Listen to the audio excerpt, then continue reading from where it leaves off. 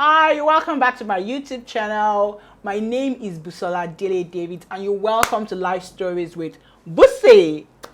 So this story is an interesting one and I love the story because it speaks to the younger generation, you know. This is a story. It says, hello Bussy, my name is Edmund Mbadiwe.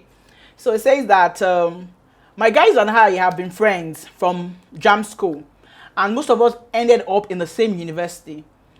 We had a lot of unwritten brothers code, you know, while growing up. Never date a brother's ex was one of them. So one of us, James, was an aspiring musician then. Fine guy too. He had a lot of girls who used to flock around him. One of those girls was Fade. She was the least beautiful, going by the standard of all our friends. They kept wondering what she had to offer.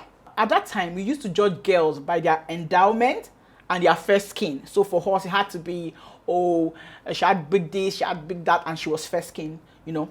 So Sade was flat in all ramifications and she was dark skinned too. But guess what? She intrigued me. James used to treat Fade badly. But for some reason I don't understand then, she kept on coming back. Even when James openly threw girls in her face, she was always there. The other guys treated her with a lot of disrespect too. But she didn't seem to mind. Whenever she came around, she would cook for all the guys. They would all eat, dump their plates, and still insult her. On many occasions, I offered to help her with cleaning and all. I never said much to her, but she just always stood out like a sore thumb. My friends had caught me a couple of times stealing glances at her, and they teased me and asked if I wanted James leftover. Now, there was a time she got pregnant for James. And when she told James, he lashed at her and told her to go get rid of it. That day, I was in James' apartment. The other guys had left for a party. I was left behind because I had malaria and I had a bad headache. I thought I was the only one in the apartment. I didn't even know she was there until I heard her wailing. And she dashed into the kitchen. You know, I heard her hurried footstep into the kitchen. I was curious, so I came out. I was just in time to see her getting a knife to stab herself. I quickly got the knife out of her hands and she kept shouting, "Let me kill myself! Let me kill myself! Nobody wants me! I'm a mistake that happened! Let me end this miserable life that I live!" I tried calming her down. The way she cried that night, I didn't think that she would have any tears left. I can't remember what I told her that night, but I was able to calm her down. The next day, she asked if I could follow her to the abortion clinics. I inquired from her if she felt that was the best thing to do. She said she had no choice. I followed her there. She did the abortion. I wanted to know if she had anywhere to go. She said she didn't. The only person that came to my mind was my cousin Linda. Now, Linda's mom was my father's younger sister, married to a politician, and they were never home. They had a very big house, and Linda had her own wing, you know, where she could hide a whole community without her parents finding out. So I took her to Linda and explained what had happened. Linda agreed to have Fade stay as long as she wanted. So that was how Linda and I took care of Fade. Fade soon opened up to us. She was only 18 and a product of a broken home. Her mother left her father to marry another man.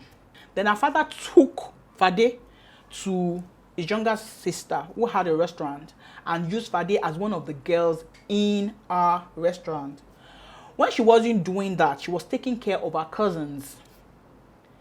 She had been in her aunt's house for about 7 years when the aunt's husband started making passes at her. When she reported to her auntie turned everything on her and chased her out. Fade went back to her father, who had several children he couldn't take care of. When we heard her story, we felt bad for her. So Linda and I decided we were going to help Fade. We got her a jam form. We paid for her classes while she stayed on at Linda's. We even went as far to introduce her to Linda's parents. Uncle and auntie were okay, and Fade started staying in their house. In all of this, I didn't tell James and my other friends anything. James did not look for her. I remember one of them jokingly said one day that finally James had gotten rid of parasite Fade, and they all laughed over it. James said he couldn't understand what he saw in the smelly girl, referring to Fade. I soon lost touch with the guys because I traveled for my master's. At the same time, Fade had gotten admission into Unilag. Linda's parents helped in their way. I also contributed small change that I had then. I remember Fade asking, Edmund, what is the need for you? I told her, I believe God just wanted to use me as an instrument to help you. Fade graduated with a first class. When I got the news, I couldn't believe it.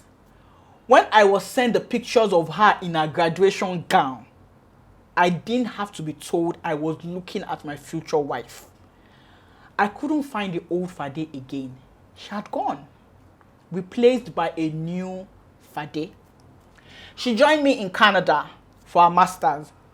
With 2 masters, loads of certifications in the bag, and a fantastic job with a 7-figure salary, I couldn't be prouder to have Fade as my wife. We have 3 lovely children. Recently, we lost Linda's father, and we all had to travel down to Nigeria. I met some of my friends at the club. They all wanted to know how I was doing and all that.